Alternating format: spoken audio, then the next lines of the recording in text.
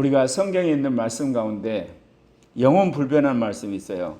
그 모두 다 삼위일체 하나님이 하시는 것과 그분에 관한 것은 영원 불변해요. 그런데 성경에 나와 있는 인간에 대한 약속은 항상 조건부예요. 그 인간이 아담이든 노아든 그리고 아브라함이든 모세든 다윗이든 요한이든 바울이든, 그럼 언제 주님께서 그것에 대한 분명한 약속을 하시냐? 늘 말씀드린 것처럼 그의 신앙의 모든 여정에 주님이 온갖 테스트를 한 다음에 천사들이 봤을 때 거룩하고 흠이 없다고 할 때 주님이 그 사람한테 개인적으로 이제 택했다고는 인을 쳐주시는 겁니다. 그렇기 때문에 우리가 성경을 해석함에 있어서 중요한 원칙이 뭐냐? 삼위일체 하나님과 관계된 말씀은 영원불변하지만 인간에게 한 약속은 조건부이기 때문에 인간이 불순종하면 취소될 수 있다는 겁니다. 그 중에 하나가 우리가 성경에서 다윗의 언약을 듣게 됩니다. 다윗의 언약의 그 내용만 보면 그 왕위가 영원히 끊이지 않는다 그랬습니다. 근데 주님이 분명히 말씀하시기는 네 아버지 다윗이 한 것처럼 율법을 지키고 율례와 규례를 지키면 그렇게 한다고 주님이 솔로몬에게 이야기를 했어요. 그 이야기는 솔로몬뿐만 아니라 그의 손자나 예를 들면 증손자 어느 후세에게도 똑같은 주님의 조건부 언약을 한 거잖아요. 그러나 다윗의 언약을 통해서 예수 그리스도의 오심에 대한 약속은 삼위일체 하나님에 대한 약속이기 때문에 그것은 다윗의 후손 가운데서 예수가 오심으로 이루어지는 겁니다. 왜 이야기를 자꾸 여러분에게 말씀을 드리냐면요, 성경의 문화와 21세기 현대 문화가 너무너무 다른 겁니다. 그러니까 성경을 하나님 말씀이라고 믿는 오늘날 그리스도인들, 보수적인 그리스도인들이 자꾸 성경에 있는 시대적인 말씀을 오늘의 말씀으로 받아들여서 살다 보니까 수구 꼴통이라는 말을 들어버려요. 개인적으로 예수를 믿어서 구원 받을지는 모르지만 더 이상 확장력이 없고 존경받는 그리스도인이 될 수가 없는 거예요. 그러면 우리가 성경에서 하나님 말씀이라 해서 고지고대 받아들여야 할 본문이 뭐냐? 삼위일체 하나님과 관계된 본문인 거예요. 나머지 모든 인간과 관계된 그 본문은요, 성령을 따라 그리고 그리스도 복음적인 중심으로 하나님 나라는 관점에서 재해석해서 새롭게 적용하지 않으면 하나님의 자녀가 하나님의 섭리를 거스리는 참 역사적인 비극을 우리가 수없이 반복했다는 겁니다. 오늘 말씀도 그렇습니다. 지금 시편 89편의 그 기자가 다윗 왕조에 대해서 하나님 앞에 지금 이야기하는 거예요. 하나님이 기름 부은 왕에게 그렇듯 역사적으로 언약을 맺으셨으면 그 약속 지키셔야 된다는 거예요. 그런데 기름 부음 받은 자가 완전히 망하게 되었고 그의 군대가 멸절이 되어버리고 그 왕조는 흔적이 없이 사라진 이 상황을 어떻게 하실 거냐? 하나님께 묻는 식의 이 한마디로 시를 읊고 있는 겁니다. 그러나 주께서 주의 기름 부음 받은 자에게 놓아서 물리치셔서 버리셨으며, 아예 이제 표현이 분명해요. 기름 부은 자를 주님이 노해가지고 물리쳐버렸다는 거예요. 버리셔버렸다는 이야기를 하는 겁니다. 지금 주의 종의 언약을 미워하사 그의 관을 땅에 던져 욕되게 해버렸어요. 왕의 관이 땅에 떨어져서 세상 사람들의 웃음거리가 되고 조롱거리가 되어버린 상황을 이야기하는 겁니다. 그의 모든 울타리를 파괴하시며, 왕궁이 있으면 그 왕궁을 지켜주는 그 성의 둘레가 있고 또 그 나라를 지키기 위해서 중요한 요소마다 요새가 있는데 그것도 다 무너져 버렸다는 거예요. 그리고 지나가는 자들이 다 탈취를 그거를 해가지고 이제는 그의 이웃들에게 욕을 당하나 도와줄 자가 없는 그런 처지가 돼버린 걸 지금 이야기하는 겁니다. 주께서 그의 대적들의 오른손을 높이시고 그들의 모든 원수들을 기쁘게 하셨다. 아니, 하나님이 다윗 왕조가 다스리는 이스라엘 백성들을 통해 영광을 받으시는 게 아니라 이 다윗 왕조를 망하게 하는 원수들의 손을 들어주고 그들을 기쁘게 해버렸다는 거예요. 이런 일이 있을 수 있느냐 이거죠. 그의 칼날은 둔하게 하사 그의 전장에 더 이상 버티지 못하고 결국은 패망하게 되고 그의 영광은 이제 다 끝나가지고 그의 왕위는 땅에 엎드려져가지고 찾을 길이 없는, 그리고 왕들의 젊은 날을 짧게 하셔서 일찍이 죽는 사람 많고 수치도 당하는 사람들이 참 많더라 이거예요. 이거 하나님 어떻게 하실 거냐 그 이야기 하는 겁니다 지금. 주께서 그렇듯 다윗과 언약을 맺으셨으면 그 언약에 따라서 다윗 왕족뿐만 아니라 이 이스라엘 백성을 주님 보호해 주셔야 되는 거 아니냐. 한동안 여러분 한국 교회 안에 경제개발 시대에 뭐예요? 삼박자 구원, 오중 축복 그런 이야기 했잖아요. 예수를 믿는 사람들은 범사에 잘 되고 강건하고 하나님 축복한다는 이야기. 이게 일시적인 메시지였다는 걸 여러분 이제서 느끼시겠죠? 영원한 메시지는 예수를 믿음으로 우리가 구원을 받고 성령 안에서 하나님이 기뻐하는 삶을 살아야 되는 거.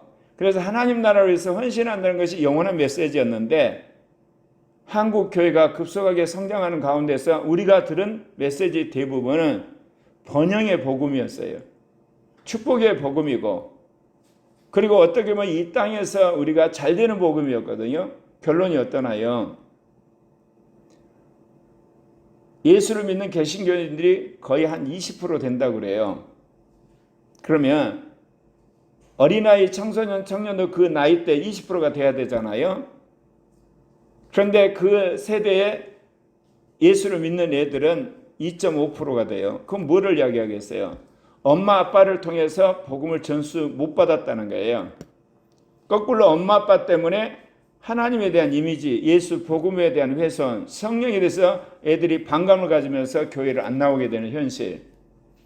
이거는 교회 역사가 약한 코리아의 교회들의 약점이기도 하지만 실은 2000년 역사를 가진 서구 기독교도 우리보다 더 심하게 망해버려가지고 교회가 문을 닫는 상황이 와버린 겁니다. 왜 이런 일이 벌어졌을까요? 결국은 교회가 성경으로 돌아갔지만 성령을 회방을 하고 성령을 환영하지 않고 성령에 순종하지 않았기 때문에 그렇습니다. 제가 늘 하는 이야기 했습니다. 성경을 하나님 말씀이라고 이야기하는데 되묻습니다. 누가 성경을 하나님 말씀이라고 믿습니까? 성령 받은 그리스도만이 성경을 하나님 말씀이라고 믿는 거예요. 세상 사람은 성경을 종교 문서 정도로 안 그러면 쓰레기통에 집어넣어 버립니다. 그런데 성령을 받은 사람이 성경을 하나님 말씀이라고 믿는다는 사실을 교회가 망각을 한 거예요. 아니, 성령에 대해서 굉장히 소극적으로 되어 있고 심지어 성령의 역사를 대적하기까지 한 겁니다. 그러니 어떻게 사람들이 성경을 믿습니까? 성경 말씀을 믿지 않은데 어떻게 서구 기독교 문명이 성경의 말씀같이 제대로 선하고 거룩하고 진실되고 그리고 진리 가운데 설 수가 있게 망하는 게 당연한 겁니다. 2000년 기독교 역사에서 이스라엘이 율법에 사로잡혀서 망해서 예루살렘 성전과 예루살렘이 완전히 망한 걸 우리는 봤습니다. 그리고 한때 신약서신을 썼던 무대, 중동과 소아시아 지역, 지중해 연안이 망하는 걸 우리는 봤습니다. 지주들과 짜가고 권력에 놀아났던 동방정교회가 폭삭 망했고 그 자리에 이슬람이 자리를 했잖아요. 그리고 한동안 러시아의 귀족들과 그리고 그들의 물질적인 향락과 온갖 탐욕에 같이 했던 동방 러시아 정교회가 망한 걸 우리는 봤어요. 공산당에게. 근데 이제는 서방 기독교가 동성애와 물질적인 그런 향락과 그런 탐욕들 그런 속에 완전히 망해가는 걸 우리는 보고 있습니다. 성경에 있는 말씀은 하나님의 말씀이지만 그것이 성령 안에 믿어져 갈 때는 살아있는 생명의 말씀이 되어서 그 나라를 살리고 교회를 풍성하게 하지만 하나님의 말씀은 도리어 거여가는 나라나 민족에게는 심판의 칼날이 되어서 주저앉게 만든다는 겁니다. 한국 교회가 위기 가운데 있습니다. 정말 사느냐 망하느냐, 그것은 예수 그리스도의 복음으로 돌아가야 되고 성령 충만을 받아야 되고 그리고 성경 안에 거야만, 성경을 통해서 한국의 문화와 정치와 사회, 경제 모든 영역을 선도적으로 개혁해야만 한국 교회가 살고 한국이 삽니다. 오늘 시편 기자가 기름 부음 받은 다윗 왕가의 왕들이 죽어가고 그 모든 울타리가 휘파되고 요새가 함락이 되고 그리고 그의 왕의 왕관이 땅에 떨어지고 그 모욕을 당하는 상황 속에서 하나님이 다윗 왕조와 맺은 언약에 대해서 질문하고 있는 겁니다. 마찬가지로 지난 2000년 동안 세계 선교를 주도했던 서방 기독교가 정말 처참할 정도로 동성애 독재 그리고 자본주의 문화의 함락이 되어서 완전히 몰락하고 있습니다. 그런데도 불구하고 한국의 교회 지도자들이나 신학자들이 이걸 어떻게 해결할 바를 알지 못하고 있어요. 어쩌면 당연한지도 모르죠. 왜냐하면 그런 문화와 그런 신학의 가치 그냥 둥 떠다니듯이 살아왔으니 상황이 이렇게 와서 깨달은지 어떤 방법이 있겠습니까? 하나님이 이때를 위해서 저에게 이거를 준비하게 하신 거고 코리아 교회로 하여금 이거를 준비하게 하신 거예요. 그래서 제가 이런 일들을 생각해 볼 때마다 삼위일체 하나님은 정말 위대하신 분이라는 것. 당신의 뜻에 따라서 때가 되면 미리서 준비돼서 그런 결정적 순간에 하나님의 뜻을 펼치는 새로운 사람들을 등장하게 하신다는 겁니다. 이제 코리아 교회가 한국 교회를 살리고 아시아 교회, 세계 교회를 살릴 때가 왔습니다. 오늘 시편 기자가 이렇게 이야기합니다. 여호와여 언제까지일까? 스스로 영원히 숨기시리까? 주의 누가 언제까지 불붙듯 하시겠나이까? 나의 때가 얼마나 짧은지 기억하소서. 주께서 모든 사람을 어찌 그리 허무하게 창조하셨는지요. 그러니까 하나님이 역사하심이 이제 없어요. 그러니까 하나님이 숨어 계시는 게 영원히 가실 거냐 이거죠. 당신이 드러나셔서 다시 다윗 왕조를 회복하고 그리고 다윗 왕조를 중심으로 해서 이스라엘을 회복하셔야 하나님이 살아계심을 우리가 볼 수 있는 거 아니냐. 이래도 하나님이 계속해서 너를 바라시고 진노하시면 어떻게 되느냐 그 이야기 하는 겁니다.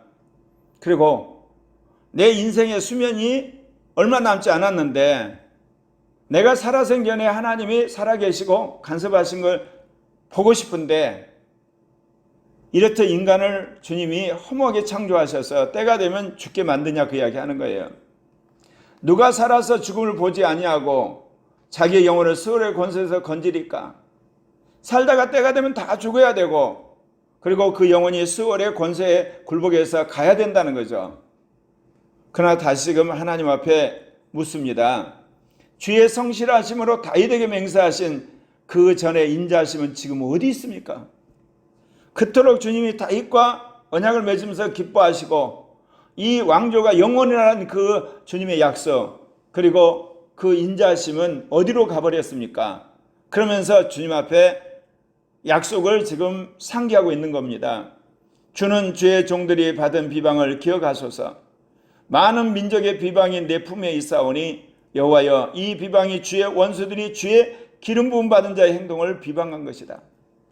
기름 부음은 당신의 종들이 비방을 당하고 모욕을 당하고 치욕을 당하는 상황을 하나님이 언제까지 그렇게 침묵하시면서 그대로 두실 거냐 이야기를 하고 있다 그 이야기입니다. 그럼에도 불구하고 마지막 여호와를 영원히 찬송할지어다 아멘 아멘 그렇게 말하고 있습니다. 하나님께서 코리아 교회를 통해서 서방 기독교가 망해가고 세계 기독교의 중심적인 문화권이 망해간 때 다시금 한국 교회를 완전히 개혁하고 그리고 한국을 살리고 더 나아가서 아시아 교회들과 더불어서 그리고 아프리카 남미 교회와 더불어서 동굴아파 교회와 더불어서 다시 서굴아파 교회를 살려서 하나님께서 나머지 이 공산권인 중국, 북한, 그리고 동남아시아 불교권, 그 다음에 인도와 같은 힌두권, 그리고 중앙아시아와 서남아시아, 북아프리카에 있는 이슬람권을 선교하고 마실 겁니다. 여기서 중요한 것은 우리가 그걸 믿어야 된다는 겁니다. 그럼 우리가 믿지 않으면 어떻게 될까요? 누군가 믿는 사람을 주님은 또 찾으세요. 그러면 세월이 흘러가겠죠. 그러면서 수많은 영혼들은 멸망의 길로 가고 교회는 더 쇠려가는 그런 상황이 오겠지만 우리가 아니할지라도 주님은 반드시 그 대안을 준비하시는 거예요. 이스라엘 백성이 왕을 달라고 할 때 하나님은 그들의 성화에 못 이겨서 나름대로 준비된 왕 사울왕을 줬어요. 그런데 하나님이 사울왕을 세워놓고 그대로 계셨냐? 그러지 않았어요. 그 사울왕이 인간 됨됨이를 아시잖아요. 그래서 만약을 위해서 주님이 그 다음에 준비된 카드가 다윗 아니었습니까? 그런데 사울왕이 죽고 나서 그 모든 것들이 이루어지기까지 사울왕 임기가 40년이에요. 그러니까 하나님이 40년 후에서야 다윗을 세웠다는 이야기가 되는 거예요. 왜냐하면 다윗을 준비하는 기간이 그렇게 들렸어요. 그렇기 때문에 우리가 주님의 말씀을 받고 주님의 사명을 받은 우리로서 저 개인적으로 40년 동안 준비한 건데 우리 교회가 이때를 위해서 준비된 건 분명해요. 하나님이 강력한 기름 부음을 우리 교회 가운데 그리고 진리를 사모하는 이 코리아의 수많은 목회자들과 그런 교회들 안에 부으셔서 한국을 확실히 뒤집을 겁니다. 교회를 먼저 하나님 뒤집으시고 한국을 뒤집으세요. 정치와 경제, 사회, 교육 모든 영역에 이때를 위해서 저뿐만 아니라 우리를 부르셨으니 여러분이 이 말씀을 믿고 기도하는 것부터 이 일의 시작이에요. 저는 믿을 테니까 여러분 어떠하시겠습니까? 여러분도 믿고 기도하고 준비하시기를 바랍니다. 하나님이 늦은 비 성령의 시대 이제 중간쯤에 와 있는데 우리가 그런 하나님의 말씀에 순종해서 위대한 하나님의 역사를 일으키는데 우리가 불쏘시가 돼야 되지 않겠습니까? 하나님은 틀림없이 이 일을 하시고야 말 겁니다. 그래서 한국과 한국 교회를 택하신 거고 팬데믹 상황에서도 그렇고 러시아 우크라이나 상황에서 한국이 놀라운 위상이 드러난 줄 아십니까? 정말 놀랍습니다. 해방 후 70년 동안 냉전 체제도 있었지만 사람들이 경제적인 번영을 하는 가운데 유독 군수사업을 발전한 나라가 미국, 러시아, 중국 그리고 한국 뿐이었어요. 다른 나라들은 거기에 버금가지를 못한 거예요. 그런데 러시아 우크라이나 사건이 있으면서 러시아가 주저앉으니까 동그라파의 수많은 나라들이 러시아가 장차 침입할 것에 대비해서 방산 물자를 사야 되는데 마땅히 줄 나라가 한국에는 없더라는 거예요. 그래서 한국이 지금 대박이 났지 않습니까? 한쪽에서는 러시아가 우크라이나 침범해서 우리로 말하면 서구라파가 난리가 났는데 지금 하나님께서 이 위기 가운데 한국은 방산업으로 다시 일으키게 되는 원자력에 다시금 이제 이 기상난동 때문에 그리고 이번 러시아 우크라이나 사건 때문에 에너지 문제 때문에 다시금 살아나고 팬데믹으로 한국의 방역이 선전이 되고 분명히 죽을 고비 속에 우리가 있는데도 불구하고 하나님 살 길을 준비하신다는 거예요. 그리고 인구가 이렇게 줄어든 것도 이제 근본적으로 한국 사회를 바꾸기 위한 촉매제로 사람들을 주님께서 인식시키는 도구로 쓰실 거예요. 그러면서 세계에서 가장 앞서가는 그러면서 깨어있는 그런 인재들을 한국으로 불러들여서 한국에서 예수 그리스도의 복음을 믿고 성령 받게 하고 무장해서 다시 수출하게 하는 하나님 그런 기회로 한국 교회에 주셨다고 생각해요. 정확히 말하면 코리아 교회에 그런 기회를 주셨다고 생각해요. 그래서 저는 새로운 정권이 들어서게 되면 지금 있는 정권도 마찬가지지만 영어를 국어로 만들어야 되고 이 한국을 완전히 소프트웨어 강국으로 만들어야 되고 그러면서도 굉장히 도덕적인 나라, 정말 어떻게 보면 양성평등과 가정의 어떤 가치가 존중되는 나라를 만들게 되면 한국이 세계 문화와 종교와 그리고 정치와 경제, 사회 모든 영역에서 이제 표준이 되는 나라가 될 겁니다. 그 기간이 몇십 년이 될지 모르지만 그런 위상을 가지고 제가 늘 이야기하기처럼 이제 미국 시대가 갔기 때문에 한국 시대가 되어서 그게 표준이 돼가지고 전 세계 한국이 파송한 선교사들과 선교사 자녀들과 그리고 교포들과 더불어서 그리고 수많은 사람들과 더불어서 이제 세계의 선교와 아시아 선교를 완성하는 위대한 하나님의 프로젝트가 이미 가동되고 있는 겁니다. 이 일에 하나님 우리를 부르셨기 때문에 우리가 이제 지금까지 준비도 해왔지만 더 열심히 준비하고 더 영적으로 무장하고 기도해서 이 일의 중심에서 쓰임받는 저와 여러분이 되었으면 합니다. 기도하십시다.